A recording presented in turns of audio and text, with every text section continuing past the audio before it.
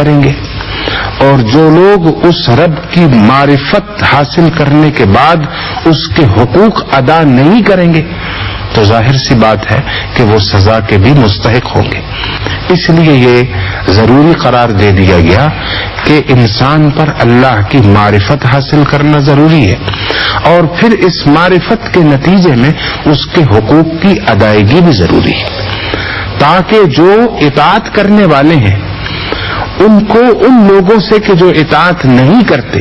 نافرمانی کرتے ہیں، ان کے درمیان ایک تمیز پیدا کی جائے، ایک فرق پیدا کر دیا جائے۔ اور قرآن حکیم ہمیں یہ بتاتا بھی ہے کہ افنجعل المسلمین کالمجرمین، کہ جو مسلم ہیں، ہمارے سامنے سر جھکانے والے ہیں، ہماری عبادت کرنے والے ہیں، کیا ہم ان کو مجرموں کی طرح کر دیں گے؟ کیا دونوں کا انجام ایک ہوگا؟ عقل بھی کہتی ہے کہ دونوں کا انجام مختلف ہونا چاہیے، اور عملاً بھی ایسا ہوگا کہ دونوں کا انجام مختلف ہوگا۔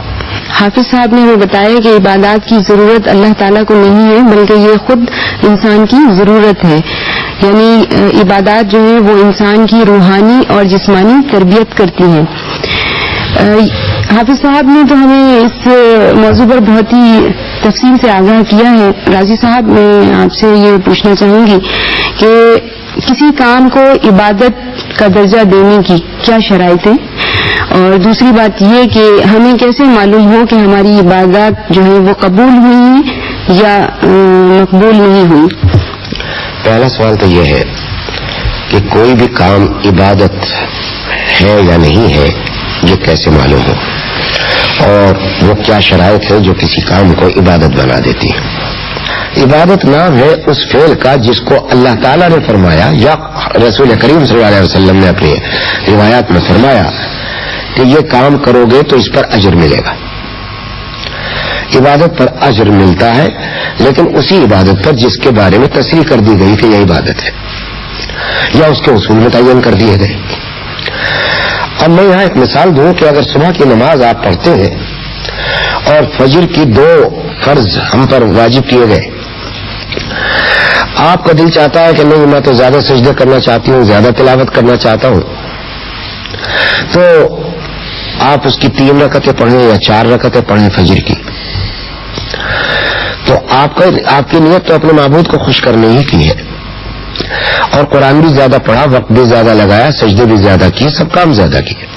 لیکن یہ کام عبادت نہیں رہا، قابل اجر نہیں رہا، بلکہ قابل سزا بن گیا، اس لیے کہ اس میں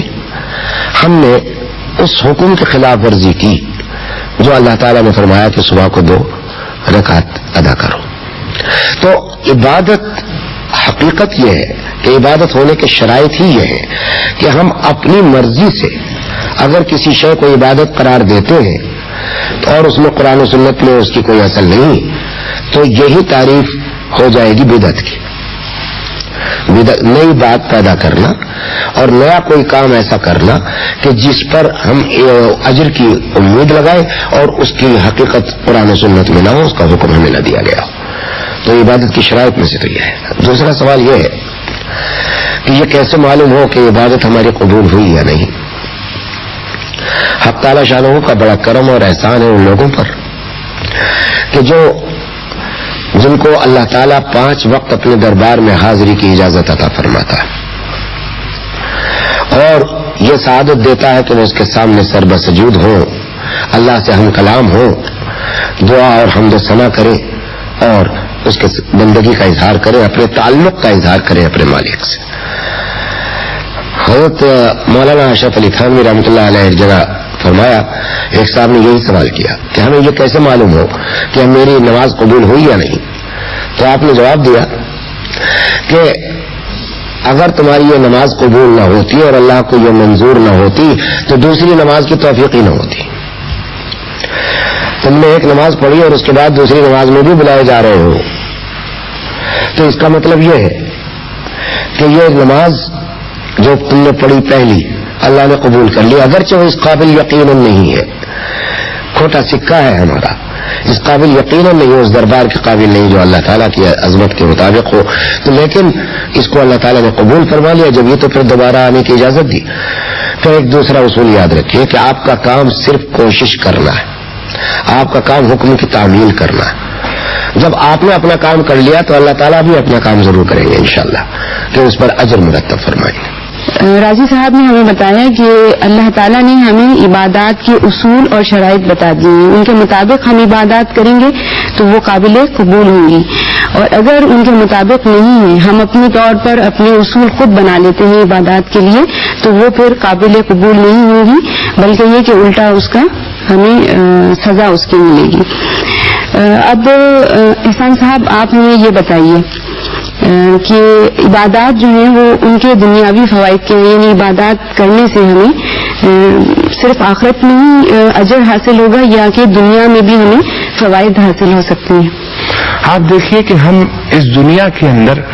جو بھی مادی نعمتیں حاصل کرنا چاہتے ہیں وہ کس لیے؟ صرف اسی لیے نا کہ ہمیں راحت ملے، ہمیں سکون ملے، ہمیں اطمینان ملے. تو آپ اگر عبادت کا صحیح تصور جس کی ابھی وضاحت بھی کی گئی ہے اس کے تحت اپنے رب سے تعلق قائم کریں اور نماز ہی کے ایک فریضے کو لے کر اسے پابندی سے ادا کریں تو وہ راحت قلبی اور وہ اطمینان آپ کو نصیب ہو جائے گا کہ جو دنیا کی کسی مادی نعمت کے اندر موجود نہیں ہے. اسی طرح سے یہ کہنا کہ یہ عبادات کے فوائد صرف آخرت میں ملیں گے، ایسا نہیں ہے. قرآن حکیم اس کی نفی کرتا ہے. سورہ النحل میں ایک واضح آیت ہے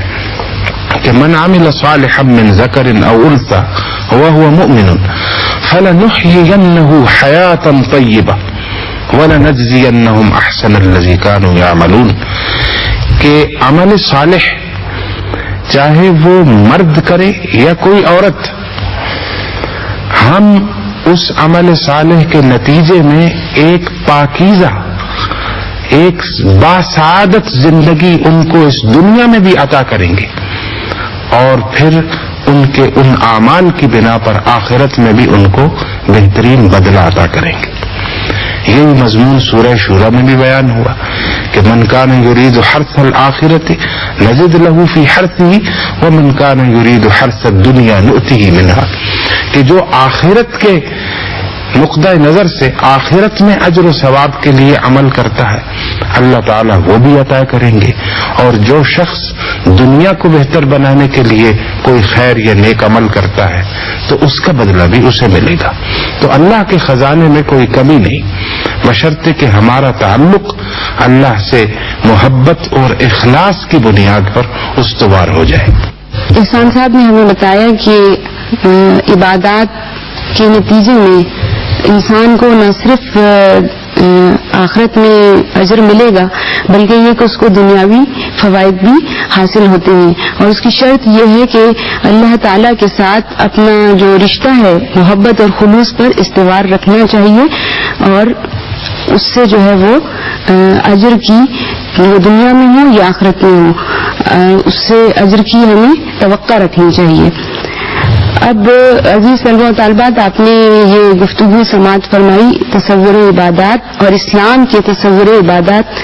کے حوالے سے، اور یقیناً آپ لوگوں کے ذہن میں بھی اس حوالے سے کچھ نہ کچھ سوالات جو ہیں وہ آ رہے ہوں گے. اگر آپ چاہیں تو وہ سوالات علماء کرام سے کر سکتے ہیں. جی آپ. میرا سوال مولانا ولی راضی صاحب سے ہے